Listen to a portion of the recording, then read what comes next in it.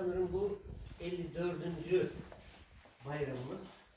1972'de kurulan derneğimizin hep övündüğümüz şekliyle 12 Eylül 1980'de bile kapatılmayan, faaliyetlerine son verilmeyen Türkiye'deki ender derneklerden birisi olan derneğimizin bayramlaşma programında ister bir kişi olalım, ister 100 kişi olalım bugüne kadar aksatmadan gerçekleştirdik.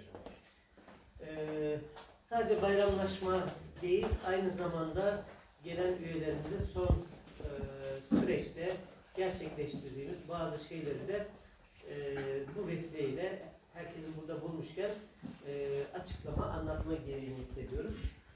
Geçen yıl 159 muydu? 159 kurban bağışı derneğimize yapılmıştı. Kırım'da gerçekleştirmiştik. Bu sene 189 kurban oldu. Kırım'ın hemen hemen bütün bölgelerinde kurban görevi de yerine getirildi. Oradaki Milli Hareket Teşkilatımız bu kurbanların hem kesimlerini hem dağıtımlarını orada gerçekleştirdi. Şu demek değil, ısrarla açıklamak istiyoruz her seferinde. Kırım'dakiler et yemiyorlar ya da gerçekten işte kurban etine muhtaçlar demek değil. Ama şu mesajı özellikle veriyoruz, oradaki soydaşlarımıza, tuğganlarımıza anlatmak istiyoruz. Sizin Türkiye'de soylarınız var. 100-150 sene de olmuş olsa Kırım'dan, Atavatan'dan ayrılmış olmaları sizleri unutmadılar. Sizlerin yanınızdalar, yürekleri sizinle birlikte atıyor. Özellikle bu mesajı oradakilere vermeye çaba sarf ediyoruz.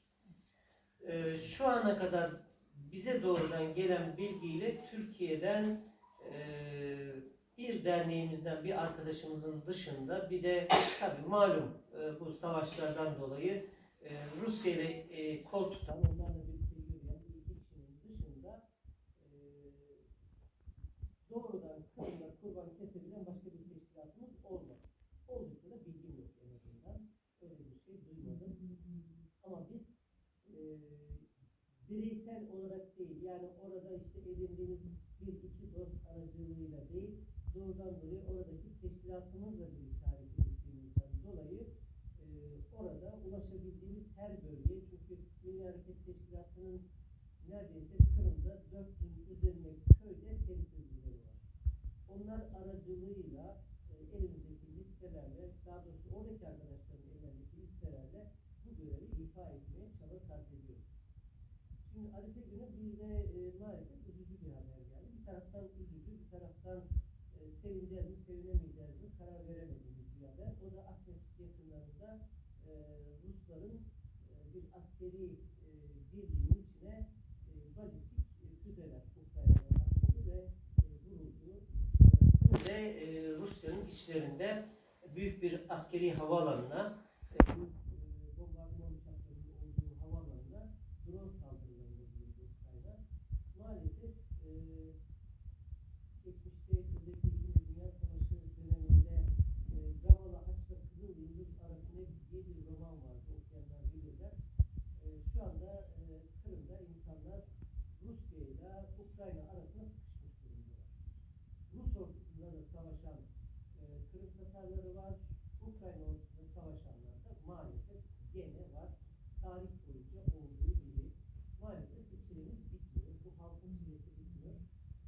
Ama şunu özellikle vurgulamak istiyorum. Ne kadar zorlu koşullar olursa olsun, neler olursa olsun Kırım Tatar halkı direniyor. Var olmak, vatanında yaşama terazini gösteriyor. Nitekim 2014'teki ilk Rus işgalinden bugüne kadar yaklaşık 50 civarı Kırım Tatarı maalesef Kırım anakarasına terk etmiş durumda. Bunlardan yaklaşık 10.000'in üzerindeki Kırım Tatarı da Ukrayna anakarasına, işte Odessa'ydı, Kiev'di, Kherson'du, o bölgelere geçmiş durumdalar. Bizim elimize ulaşan yaklaşık rakamlar.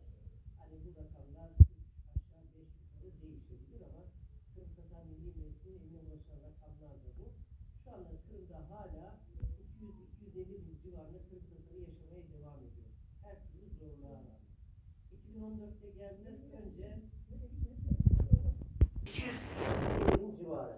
Yani şimdi Ukrayna ve Rusların elindeki bilgilere göre 2014'teki Rus ilhak ve işgalinden önce Kırım'da 230-240 bin civarı Kırım Tatarı resmi olarak kayıtlıydı.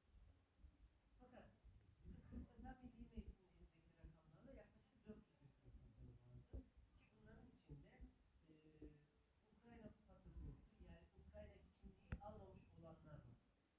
Yaklaşık 150 bin civarı. İşte Özbekistan'dan, Tacikistan'dan, Kazakistan'dan gelip orada kendilerine yeni kimlik çıkarmamış olanlar vardı. Orada çalışma okuma müsaadesi olmamasına rağmen Kırım'da yaşayan insanlar vardı. Bugün işte o resmi rakamlara yakın civarda bir Kırım Tatar nüfusu hala Kırım'da yaşıyor. Şimdi Kırım'ın Türkiye için önemi kadar aslında Rusya için de çok büyük önemi var, Ukrayna için de büyük önemi var. Biz olayın stratejik boyutundan daha neden Kırım'da yaşamak istiyor, Kırım'dan ayrılmak istemiyor. Bu boyutundan baktığımızda, olayın sosyolojik boyutundan baktığımızda Kırım Tatarları kesinlikle sürgünden sonra gelip yerleştikleri Kırım'dan vazgeçmiyorlar. Bu çok önemli bir boyutu. Daha da önemli bir boyutu, bu işin siyasi boyutundan bakacak olursak, bugün Kafkasya'da çok sıkıntılı bir süreç yaşıyor Ruslar.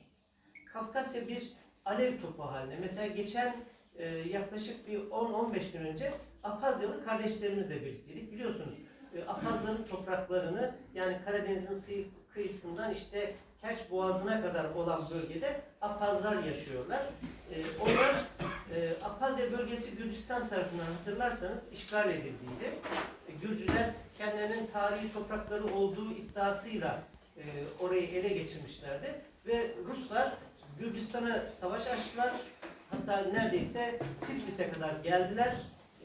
Apazya topraklarını kendi topraklarına kattılar ve dediler ki burası Apazya Cumhuriyeti.